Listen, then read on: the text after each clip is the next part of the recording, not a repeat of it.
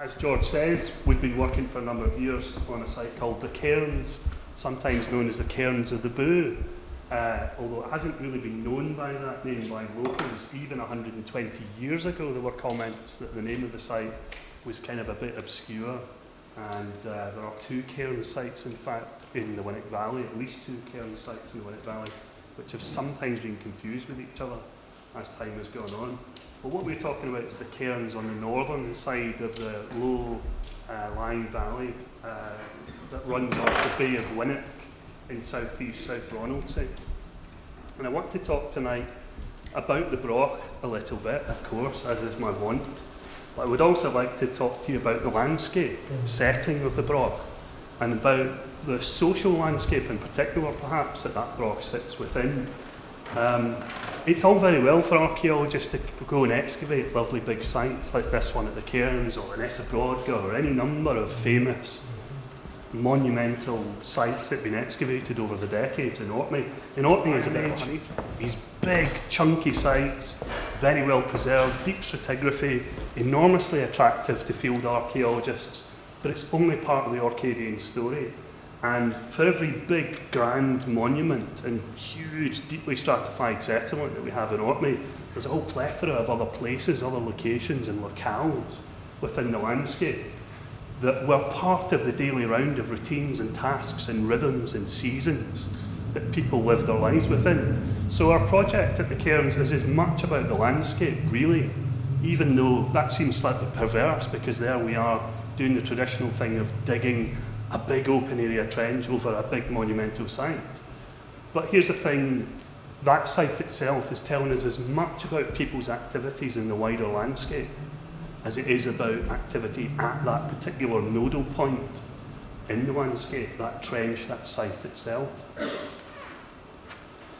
Just in case you didn't know where it's located, there's Britain, there's Orkney, there's South Ronaldsay, and in the southeast corner of South Ronaldsay at Winnick Bay we find the Cairns, about 43 metres above sea level, so not enormously high, but because of the topography locally, because of the way the landscape's formed there, it feels when you're on that location as if you've got a much, much higher, more prominent commanding view across the landscape.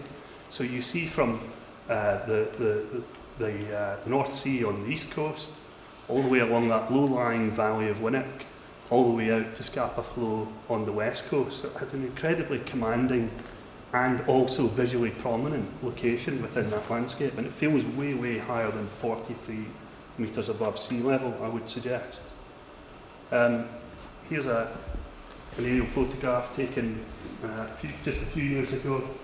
There's the trench, so you can see, contrary to some popular thoughts, not every Broch is absolutely on the shoreline, and many, many more Brochs are waiting to be discovered in the Orcadian landscape, which are not being coastally eroded and therefore not as visually obvious and not as visible to us as archaeologists. And the Cairns is one of these Broch sites that was hiding in plain view all along. It's been known since at least 1901, in fact before that really, that there was something lurking in a low mound at the Cairns, but it wasn't at all clear exactly what that was. So it was down in the official records as a mound of indeterminate nature and period. In fact, there was an antiquarian excavation in 1902 by the Reverend Alexander Goodfellow, who undertook a small-scale excavation there, was excavating in the entrance of the Broch, and he thought he was digging a weem. He was a good Dundonian lad, he was from Lochie, and so he used that Scots vernacular word for a souterrain, an underground passageway. In actual fact, what he was digging was the Broch entrance itself, but he was also right, because it had been converted into the chamber of a souterrain later in the Iron Age. But really, there was a bit of a blank slate for us in 2003 when we first undertook geophysical survey on the site. And at that point, what drew us to the site was we were attempting to try to relocate a number of underground structures in the landscape, which had been known about and subsequently forgotten, or there was only a very hazy record of them.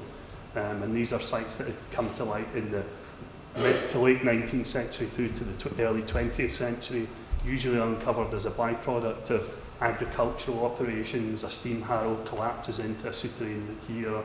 A team of horse plough up the roof of a souterrain there, etc., etc. There was a track record of quite a number of souterrains in the landscape in Winnock, so that's what drew us there in 2003. We performed a series of geophysical surveys, and then it wasn't until 2006 that we actually had the resources and the preparation to actually go and start the excavations in earnest. And since then, what we've really uncovered at the site is quite a massive amount of archaeological material. It's a very substantial site. It's got all the usual Orcadian characteristics of a very long-lived, multi-phase, multi-period site. It runs from, technically I suppose, in this trench, in our main trench at any rate, it runs from the Middle Iron Age, probably at least the 1st century BC, probably a couple of centuries earlier than that, if not earlier, through all of the subsequent Iron Age, all the way through the Pictish Iron Age period, out into the Viking era, and our last radiocarbon date on the site is about 1050 AD, and it's very likely that it was occupied in some form even later than that as well. So it's the usual one field has potentially 3,500 years of occupation, and in fact, as I'll show you, it's even older than that, because adjacent to the main trench in the field at the Cairns, just to the north, our geophysical surveys picked up something else which is even earlier, and means that that one field records something of the history and the archaeology, the prehistory of Orkney for something like 5,500, maybe 6,000 years in total, perhaps even longer. So it's the usual thing with Orkney. You've got these incredible, what we call palimpsests of archaeology, things overwriting one after another, layer upon layer, strata upon strata of human action, human interaction. And that's a wonderful resource, really incredible resource to play with as an archaeologist. But it's a double-edged sword because it means it's very complex. It's fiendishly difficult to unpick the details, the relationships, what came before what and why, and how and in what form. So it's a difficult thing, but that complexity also equals a very, very finely detailed social history, as it were. And that's certainly the way that we treat the remains in the main trenches, is that it's about a social history.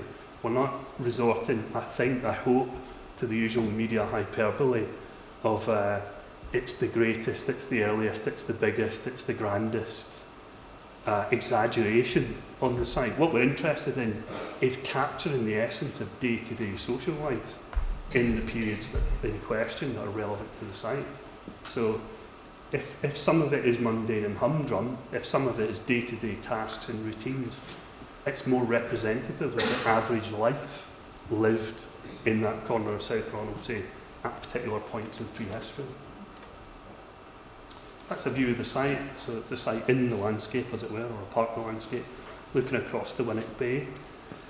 And you know, it's wonderful to be dealing with such a massive monumental site. It's remarkable, as I said a moment ago, it's remarkable to think that this was effectively hiding in plain view, in the sense that we've got 2.5 to 3 metres of stratigraphy at least, under what on the surface of things seem like a very low, although quite extensive mound, and it shows the potential for many more sites, just as well preserved as this one, to be hiding in plain view.